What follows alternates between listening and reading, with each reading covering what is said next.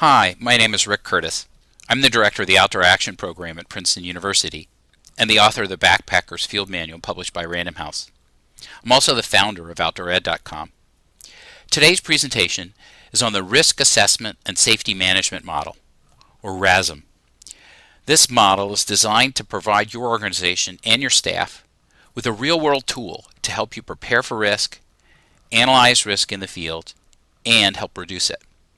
I hope you find this presentation helpful as a part of your overall risk management plan. So first, let's look at some of the definitions of the word risk. Mike Gass and Simon Preece defined risk as the potential for losing something of value. The insurance industry defines risk as any uncertainty about a future event that threatens your organization's ability to complete its mission. And finally, the finance industry defines risk as the potential of losing something of value, but also the potential for gaining something of value. And that particular definition is the one I'm going to focus on today. So in terms of defining risk, there are really two types of risks. The first is what I call negative R, negative risk, and that's the potential for loss, injury, or illness. There's also positive R, positive risk, which is the potential for gain, growth, and development. And both of these are always present in outdoor adventure programming. A few other factors about risk. Risk is inherent in our programs. That is, negative R exists in all adventure activities. Risk is expected. Negative R can occur at any time, so we always have to be prepared to expect the unexpected. Risk is manufactured. We actually plan programs with the understanding that there'll be negative R there. In fact, our programs wouldn't function without some level of negative R. Finally, risk is integral. Both negative R and positive R are essential aspects of our programming.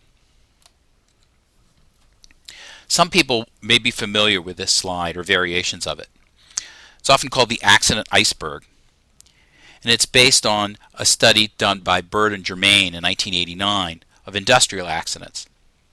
Whether the exact numbers that they found in their research in industry apply to outdoor programming or not, the overall message is still important for our profession.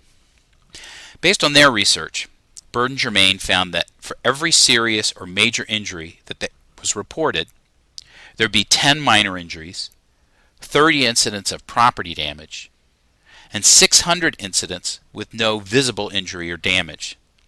This last category is what we would call near misses or close calls. The key point in this slide is that there are far more near misses than there are actual accidents. So if we only look at the accidents or incidents of loss, we won't capture the true risk level for our organization. Now, let's take a look at some of the accident models that have been used by outdoor education field over the past several decades. The first is the Dynamics of Accidents model, which was developed by Alan Hale back in the early 80s. Alan did some of the pioneering work on this model and on accident analysis through the International Safety Network, which he ran for many years. This model came out of Alan's analysis of incidents that he experienced in his career as an outdoor educator. He came up with a basic formula that looks like this. He identified two major types of hazards that are potential causes of an accident. First, there are environmental hazards, things in the environment that pose or create risks. Next, there are human factor hazards. When you combine these two, you get what Alan called an increased accident potential. Having an accident potential doesn't mean that you're always going to have an accident, just that the possibility of an accident has increased. The greater the number of hazard factors combining environmental and human factors, the higher the accident potential. The next model is the accident matrix, which was developed by Dan Meyer and Jed Williamson back in 1979. They identified 3 criteria that were the causes of accidents: potentially unsafe conditions, potentially unsafe acts, and potentially unsafe judgments. Both of these models have been widely used as methods of analyzing accidents after the fact to identify the causal factors, and they can also be used for assessing risk in the moment. But reviewing and assessing why accidents take place, well, that's an important thing. It's not the only piece of the puzzle.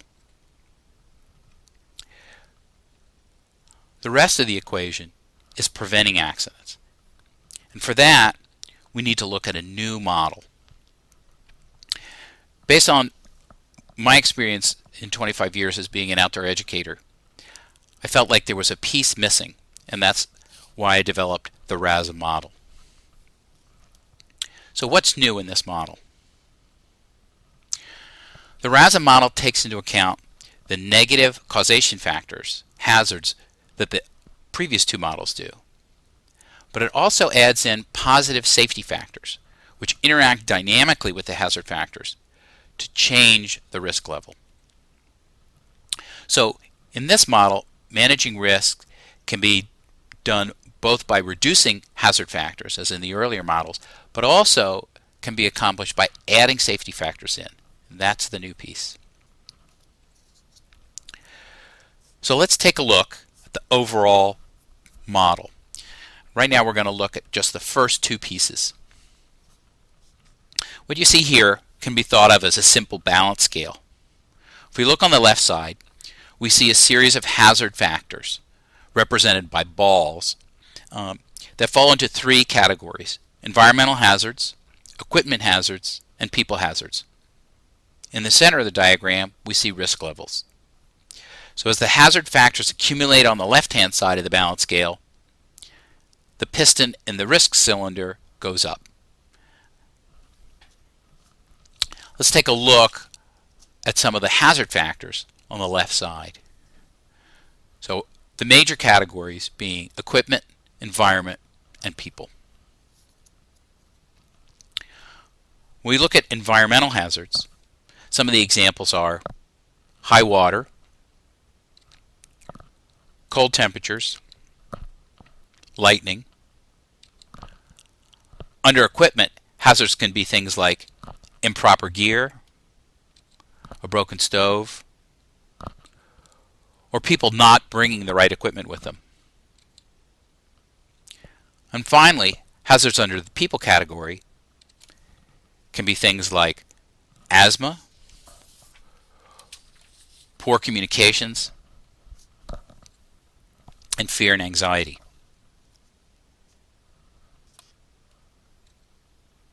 Now let's take a look at risk levels.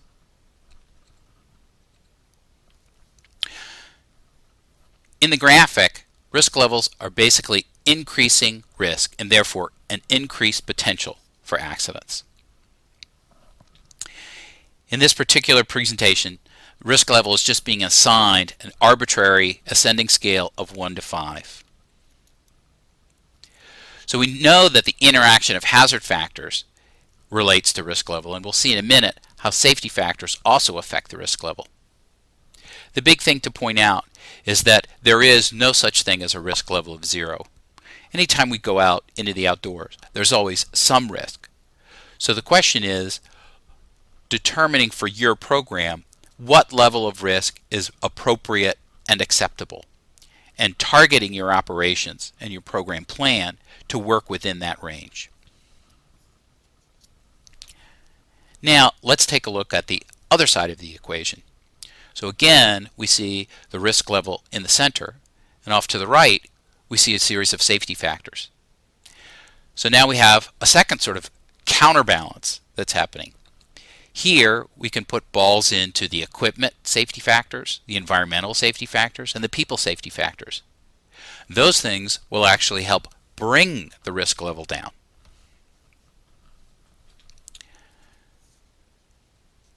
So let's take a look at some specific examples of safety factors.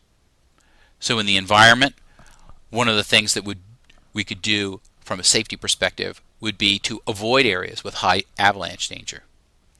Have good emergency access if there was a problem. In equipment, we can have proper equipment that's in good repair. We can have a comprehensive first aid kit and cell or satellite phones or some other method of communication. And finally, safety factors under the people category are things like utilizing the correct leadership style for the particular situation, showing good judgment, having proper skills, and using protocols effectively. So now here we see the whole picture together, and we've got the hazard factors on the left. As we add balls there, the risk level goes up. But the other piece is being able to add balls to the safety factor side that's going to help bring the risk level down. And again, it's up to each organization to determine what risk levels are appropriate for your particular mission and population. So now let's take a look at a dynamic version of the model in action. So let's take a look at the dynamic version, the interactive version of the risk assessment and safety management model. This is what we've been talking about along, and you see it here. So what we can do first is look at the hazard side of the equation. If I grab some of these hazard balls and I drag them up, for example, we'll take high altitude and drag it up into the environmental hazard section, we see the risk level goes up.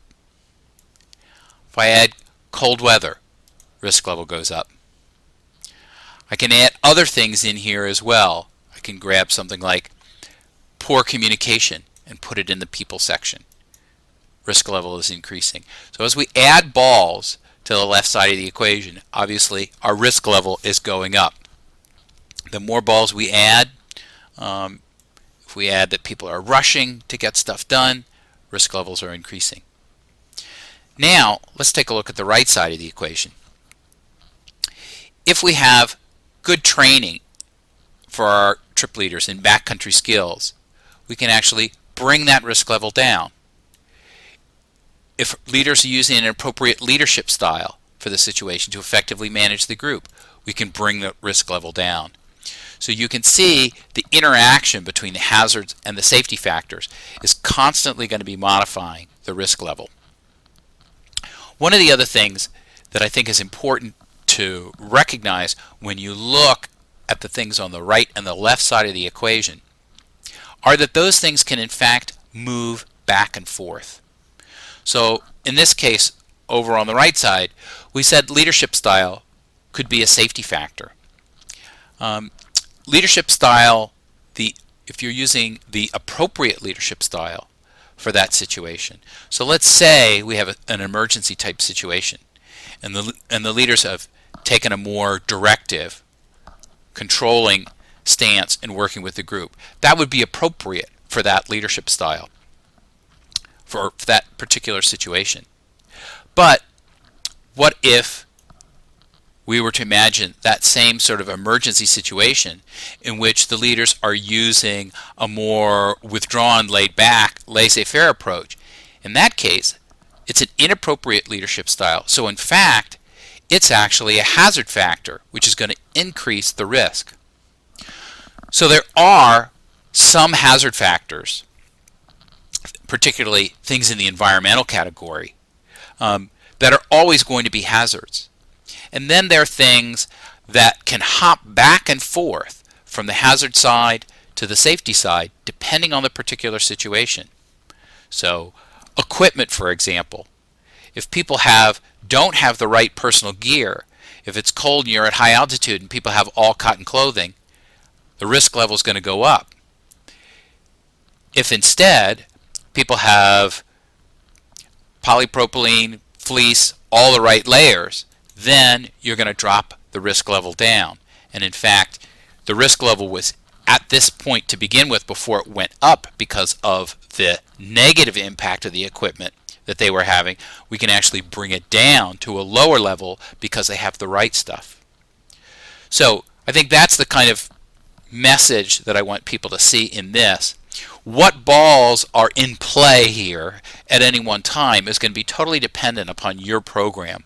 So that's why I think it's really useful to sort of look at this as a blank slate and create your own list of balls. What are the things that are going over here in the hazard side under equipment, environment, and people? And then what are the things for that particular activity and that particular population that are over here in the safety factor sides? And keeping in mind what risk levels you're sort of comfortable operating with. So let's take a look at how we utilize the RASM model to reduce risks. First, you need to determine the level of risk that's appropriate within your program, and then identify the negative hazard factors that may be present that can increase the risk level. Finally, you want to identify the positive safety factors in your program that are designed to counteract the hazards and decrease the risk level. If we think about this from a program manager standpoint, this analysis begins back in the office before a program even heads out into the field. It involves decisions being made about the difficulty level of the program, the type of participants, the training and skill level of the staff, program location, equipment required, etc. When we take the model into the field, it allows the instructors to do an ongoing assessment of the hazard factors and the current risk levels. Instructors can then look at the safety factors that they are currently have in place and make a determination if they feel that the risk level is above what's appropriate for the given situation. As the risk level increases, staff can take positive steps to reduce or eliminate any of the hazard factors that are within their control and evaluate what impact that has on the risk level. And they can look at applying additional safety factors in the equation to help further reduce the risk level. At this point, just like in a first aid situation, you need to continually reassess the risk level and determine if you need to take additional steps. So let's take a look at a few definitions that are going to be useful in the following section. The first is protocols. A protocol is something that establishes definitive parameters for how your program operates. For example, on paddling trips, all participants and staff must wear a life jacket at all times on the water. Another example is that all trip participants must sign an assumption of risk or waiver form. In general, anything that's important enough to be considered a protocol should be adhered to consistently across your program. Liability sometimes arises with the inconsistent application of a protocol. Next on the continuum are procedures. A procedure is a typical and preferred method for acting in a particular situation. So, as an example, when doing a stream crossing with a backpack, you should undo your hip belt. That's the procedure. But if the stream's only 6 inches deep, it's not necessary for everybody to undo their hip belts in order to walk across. Establishing this as a procedure rather than a strict protocol gives some of the decision making to the trip leaders to determine whether it's necessary or not to implement the particular procedure. And finally, guidelines. A guideline is a recommendation for how to proceed in a situation.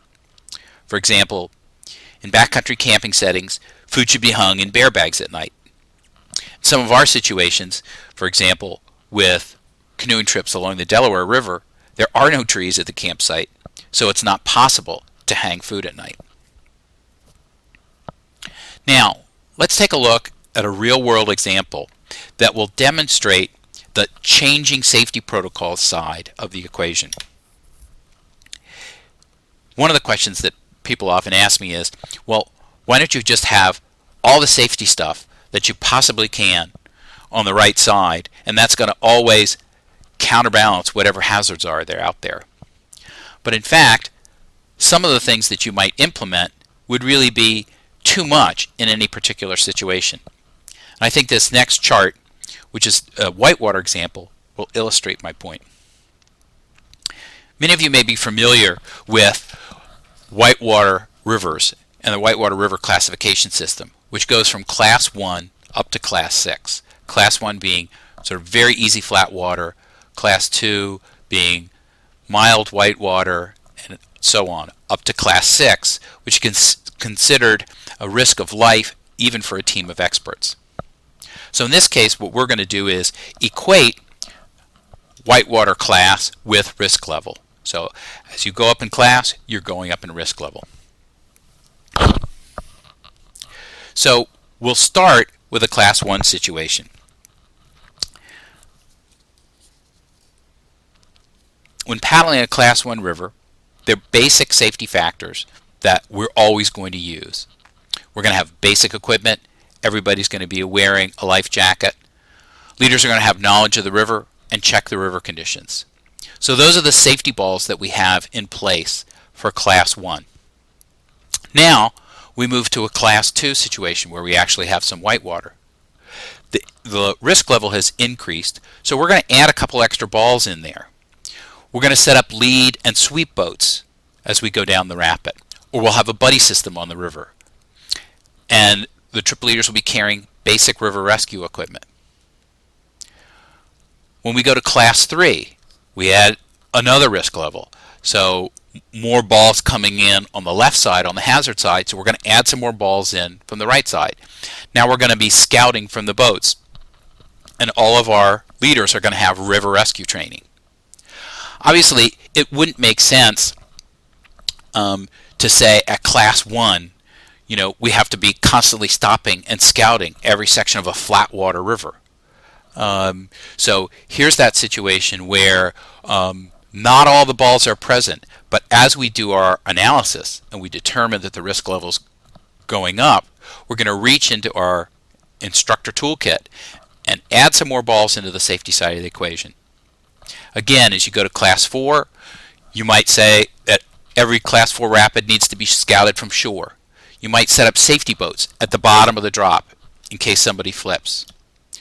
In a Class 5 situation, you might require specific screening of the paddler skills. You might, in addition to scouting from shore, set up throw lines along the river at that particular spot. And finally, in a situation like Class 6, in an expedition, for example, you might have established a specific decision-making plan with everyone in the group ahead of time to determine whether or not you're going to run this rapid and talk about how you're going to make that decision. The other thing that you can do in this situation is use this as an example to sort of set your risk level parameters. In our program, we don't paddle anything more difficult than Class 3.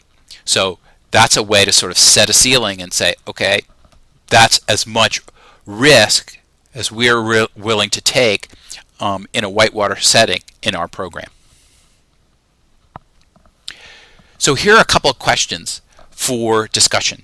And if you're doing this program with some of your staff, what I encourage you to do is read through these questions, stop the video, and spend some time discussing them, because I think it's a really useful exercise for your program.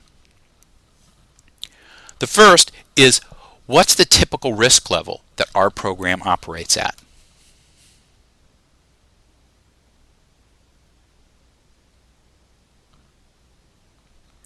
Do the safety factors that we have in place outweigh the hazard factors that are present?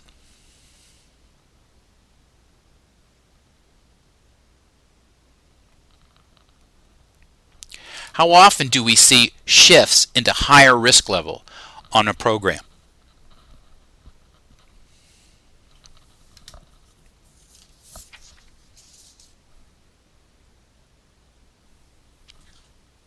Are we set up to allow protocols to change as we shift into higher risk levels? That is, do we have additional balls that we can put in on that safety side?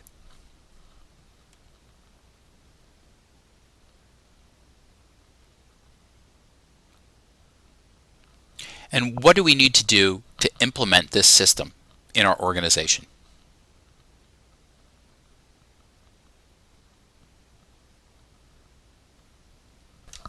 So here are some of the things that you can do to implement the RASM model in your program. First, look at each activity you do and assess what are the hazard factors in each of the different categories. environment, equipment, and people. And then look at the safety factors in each of those categories that you have in place to help address the potential hazard factors that you may experience. And determine what risk levels you're comfortable operating at and what are appropriate for your particular program goals. Here's a final look at the overall risk assessment and safety management model.